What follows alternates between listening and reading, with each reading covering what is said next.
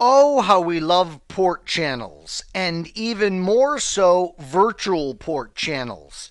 The high availability that we gain in the data center, the great use of bandwidth is just so compelling with these technologies.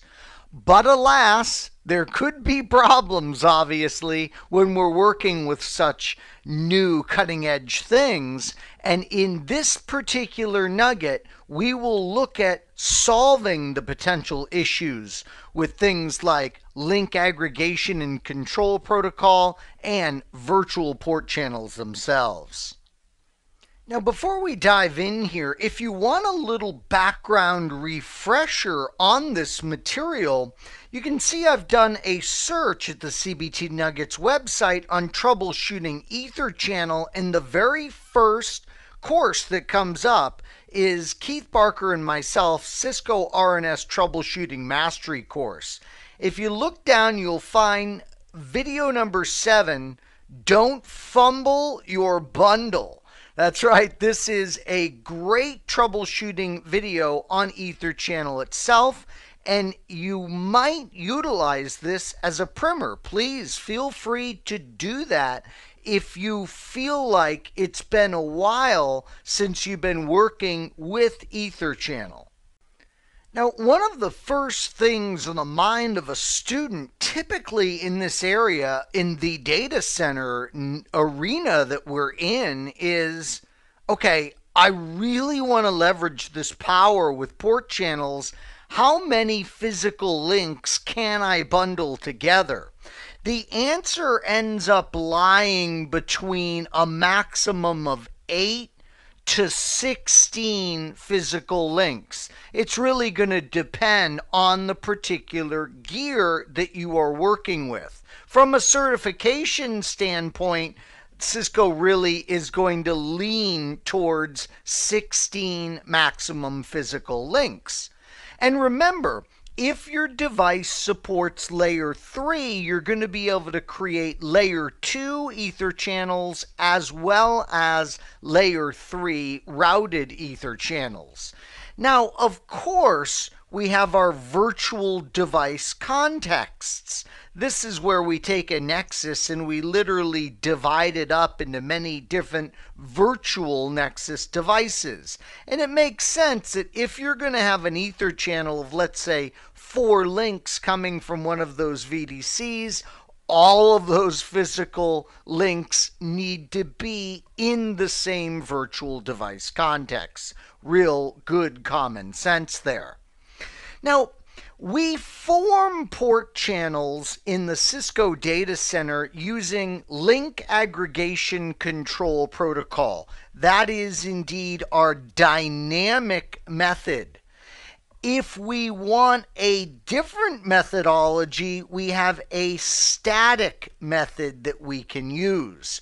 Notice the early port aggregation protocol, or PAG-P, is no longer in existence in these more modern Cisco data center technologies. It's because this was Cisco proprietary and is Cisco proprietary, and we like open standards like LACP. So 2 options: dynamic with link aggregation control protocol for forming the port channel, or a static configuration. Now remember, your key verification command when it comes to checking the health of your port channel is going to be show port-channel summary. This is such a great command. Notice it's going to give us our group, our actual port channel name, and then right here in parentheses is some key information. Uppercase S, which says this is a switched port channel, thus layer 2, and then an uppercase U, which indicates it's up and healthy. It's an Ethernet type, and this was indeed created with the link aggregation control protocol. Notice how many physical ports are there? 16 on this particular Nexus device. There are the port identifiers and more status information, capital P, indicating that we are indeed up that interface and participating as a member of a port channel. This command is worth its weight in gold, obviously, for us when we're troubleshooting port channels. So as you might guess, configuration issues or troubleshooting problems often result from this whole to use LACP or to not use LACP. Understand, Link Aggregation Control Protocol has two possible modes, active and passive. That's it. So what's the deal with a mode of on when a channel is being configured? Well, that's the static methodology. So here's our static methodology. Here's our dynamic methodology of configuration. So let's say we got two Nexus boxes here. Think about the combinations. Obviously, you could go on, and that would be a static configuration. That, incidentally, is what many people do. There's all kinds of configuration best practices out there that organizations will adopt. One of them might be all of our port channels are going to be statically configured. Hey, okay, that's fine, great, and they use the on mode on each side. If you were to do something like on one side and active or passive on the next, that wouldn't make any sense because you're trying to combine static and dynamic methodologies. If you go active, you're certainly going to be in great shape as a result of LACP being used on each side. You could go active on one side, passive on the other, and you would be okay. And the one you got to watch out for with LACP would be passive and passive. This is not going to form an ether channel, and it reminds me of the old high school dance where all the girls and boys were in the gymnasium, all the girls on one side, all the boys on the other. No one dances because neither any boy or girl is brave enough to initiate dancing. And a tear comes to my eye as I recall my youth at this point in the Nugget. But enough about that. So understand this whole mode and the three options of on, active, and passive in order to stay out of trouble.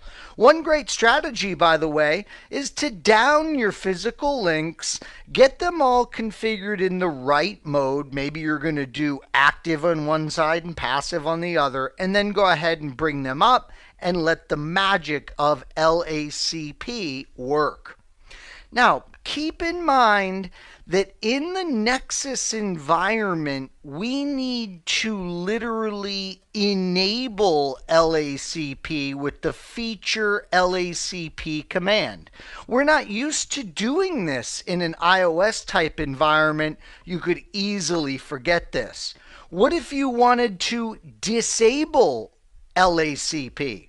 Well, you certainly can on the device, but make sure you go in and you delete all of your active port channels that are utilizing the LACP technology. If you don't do that, you cannot disable LACP on the device. The device is smart enough to say, look, I'm not going to allow you to turn off a feature that we are currently utilizing on this particular device. By the way, speaking of deletion, no crazy things involved here. I mean, if you delete your port channel, those physical interfaces are going to release that port channel configuration snippet. They are going to be just fine when you delete that port channel. No rebooting of the VDC or the Nexus itself or anything like that. And you would, one more time, worth saying, need to go in and get rid of all your LACP configuration in order to disable the feature. Now here's commands that you're most likely never going to need. Our configuration here is so straightforward, and show port channel summary is so powerful you'll probably never need these, but I did want you to have them for reference in this nugget. Show LACP internal, show LACP counters, show LACP internal event history for a particular interface, and even debug LACP. This would be, again, rare cases where you feel like there's really something going wrong with link aggregation control protocol, and you want to get right down to the packet level with the particular protocol to find out what is up. Now let's talk about something a bit more complex and certainly new, and that's our virtual port channels. Here we are at the CBT Nuggets DCUFI course, and if you scroll down here, you will see all kinds of nuggets regarding our virtual port channels. Port channels and virtual port channels, configuring them, their interaction with FEX, a practical hands-on look at virtual port channels. So please, if you need a primer on virtual port channels, I need you to check out DCUFI and hit those nuggets that we just mentioned. Now remember, virtual port channels are so exciting because there's this real push for layer 2 connectivity. It's so funny. First, we were all excited about layer 2. Yeah, let's get things connected by layer 2. Then we said, no, wait a minute. It's so much more sophisticated to do layer 3 connections. And now in the data center, there's a migration back to layer 2 only environments. The problem always was, of course, spanning tree in all of its variants is just too much of a headache and potentially too slow to converge. So technologies like virtual port channels and fabric path make it so that we can edge out spanning tree protocol in our environment. We can have these massive layer 2 connected, very efficient environments and not worry about spanning tree. Remember, with virtual port channeling, it's all about why only 2 devices? Remember, in the classic port channel that we've been discussing so far in this particular nugget, we're always talking about those 2 devices and those 2 devices bundling that stuff together. Well, with virtual port channels, we can do, of course, more than 2. For instance, look at this situation where we have these 2 devices and they are making connections out to another device. What we can do is eliminate spanning tree blocking from anywhere in this particular topology. These links are bundled together logically, these are bundled together logically, and we experience no blocking with the virtual port channel approach. These 2 devices up here are kind of tricking the environment. They're looking like one entity to the downstream entity. And to further take advantage of this, keep in mind that it can work on a dual-sided nature. So this is, for instance, maybe our access layer, but then we have an aggregation layer on top, and we start virtual port channeling on that side. This is often called dual active virtual port channeling or double-sided virtual port channeling in the literature. Now, since this is really new, cool technology at work, typically we run into limitations. Remember, for the exact specific limitations of your particular Nexus device, you would want to consult the documentation for your specific hardware and software. These general limitations apply to most of the devices we would encounter today, and this is certainly certification relevant for the current exam. Notice that 10 gigabit Ethernet ports need to be used for our virtual port channel peer link. In fact, Cisco really tells us use two 10 gig E ports in a dedicated mode on two different I/O modules for the highest availability configuration. You got to be running the same code on those peer devices that are forming the vPC. There is one exception, and that would be in an in-service software upgrade type of environment. But other than that, let's make sure we're running the same code. Remember that virtual port channels are indeed a per virtual device context function on the 7000 series. So you can configure vPCs in multiple VDCs, but your configurations, as you might guess, are going to be entirely independent. You can create your vPC domain between two peer switches, like I showed in the earlier slide, and you can have only one virtual port channel domain per VDC. Remember also that we're talking about layer 2 here. Your virtual port channel is a layer 2 port channel. So it's not going to support the configuration of layer 3 port channels. That means dynamic routing from one of your vPC peers to routers that are connected on a virtual port channel would not be supported. Cisco says, look, for those routing adjacencies, go ahead and use separate routed links. You can do static routing to first hop redundancy protocol addresses. That is supported. So the first hop redundancy protocol enhancements for virtual port channel enable routing to a virtual address across a virtual port channel. Keep in mind, too, that you could use a virtual port channel as a layer 2 link to establish a routing adjacency between two external routers.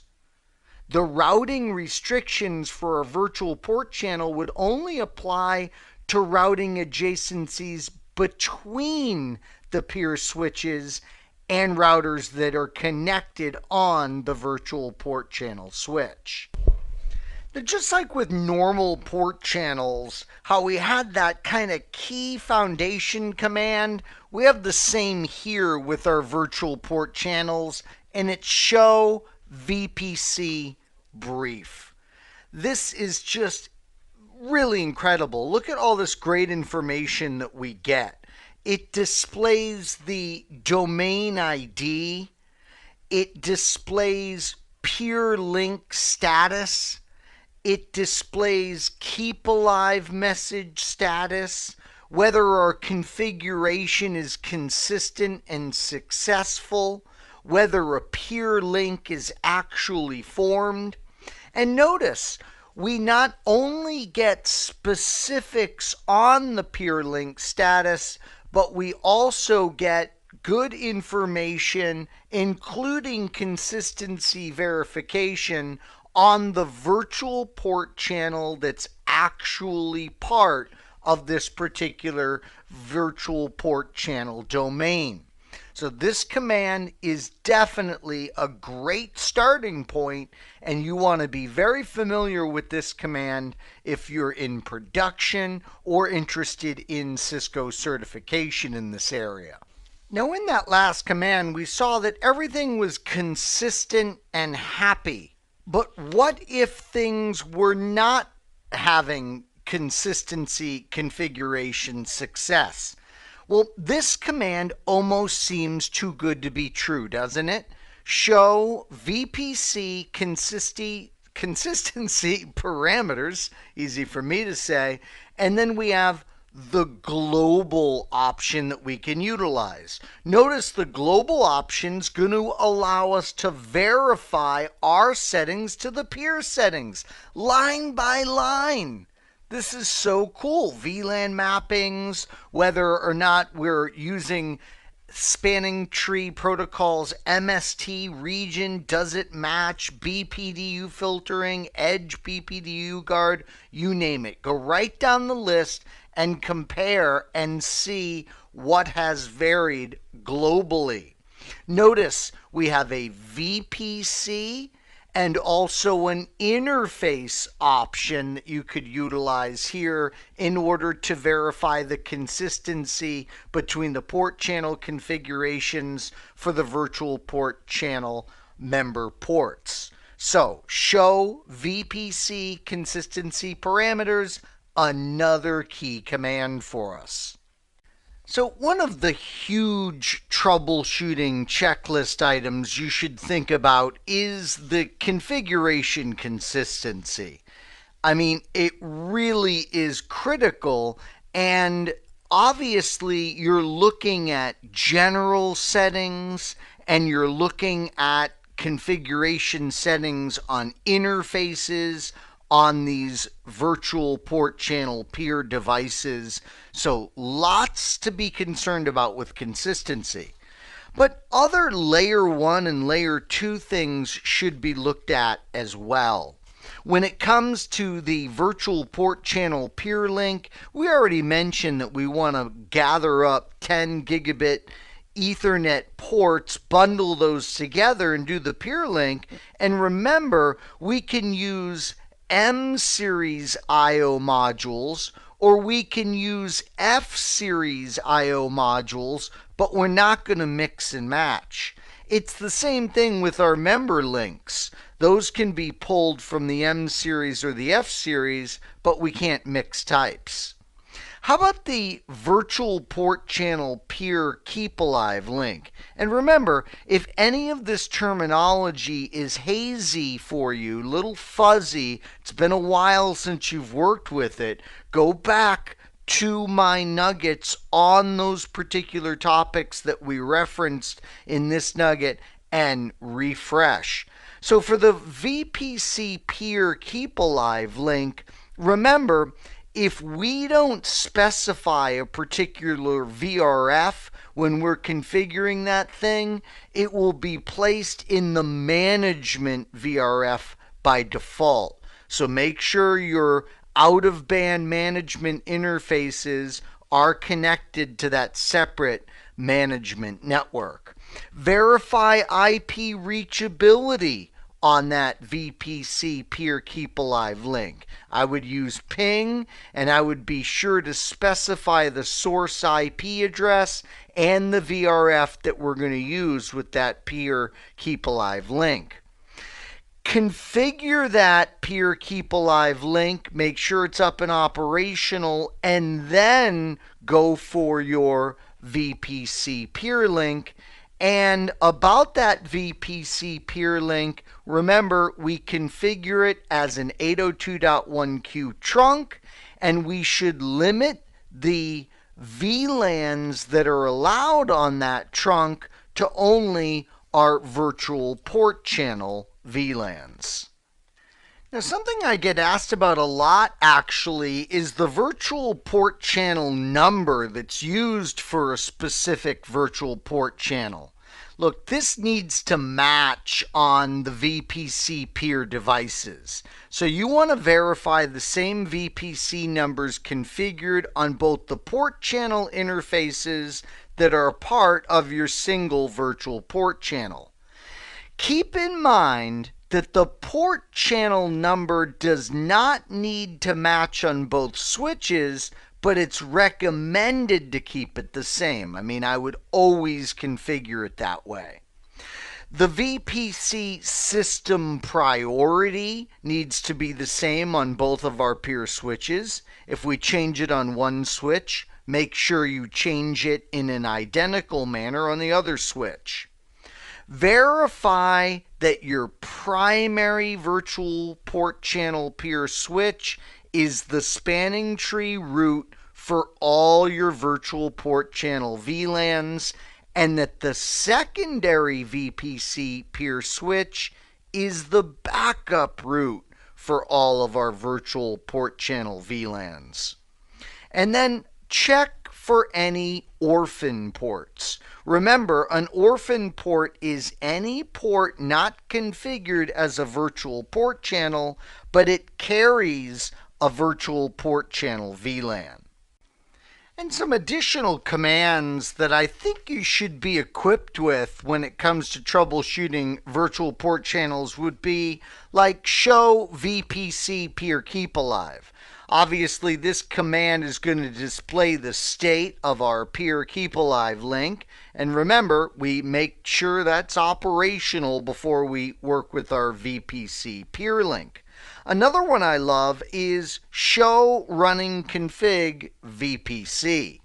This is really useful to compare the VPC configuration on both peer switches and spot potential configuration errors and inconsistencies. And then show LACP neighbors. This command can really help us to troubleshoot the negotiation of port channels using link aggregation control protocol. Now, the last thing that I want to bring up, and it's not really officially part of our troubleshooting, but I want you to be aware of the feature. It's the auto recovery feature. So what I'm going to do is I'm going to make this PDF available to you in the Nugget Lab files. I want you to go through this and just make sure you are aware of this feature, how you would enable it, and what it does. The virtual port channel auto recovery feature, as you're going to learn, is going to assist in particular scenarios where we have both of our VPC peers that are compromised and off, and then one comes up, the issues that can happen there, and then when we lose our VPC peer link, but our VPC peer keep alive link is still functioning. So I want you to go ahead, as kind of a homework assignment, I want you to go through this PDF that is available for you in the Nugget Lab files. Well, let's make a little time at the end of this nugget for a quick pop quiz. Which statements below are true? Choose all that are correct. What I consider the trickiest type of multiple choice in a Cisco exam, where we don't know exactly how many of these are correct. We need to kind of, solve that as part of the problem. A VPC load balances using a hash algorithm. That is absolutely correct. By default, it is that hashing that is done in order to do the load balancing. It's not like on a VLAN basis or anything like that. B, you can mix and match with M and F modules to create the VPC. No, Cisco, nice try. Can't do that. C, you should create the VPC peer link, then the keep alive. No, other way around. Let's do keep alive first, then the VPC peer link. And finally, the VPC peer link is a layer 2 trunk. Yeah, that's absolutely correct. So A and D are correct for this particular pop quiz. This nugget was really action-packed, wasn't it? We started out focusing on the troubleshooting of port channels, and we talked about static versus dynamic, and we know in our data center today, when we talk dynamic, we're talking LACP. We then really focused heavily on our exciting virtual port channels, we focused on consistency first, and then a bunch of layer 1 and layer 2 parameters that have to be very particular in order for the virtual port channel to be up and healthy successfully. I sure hope you found this nugget informative, and I'd like to thank you for viewing.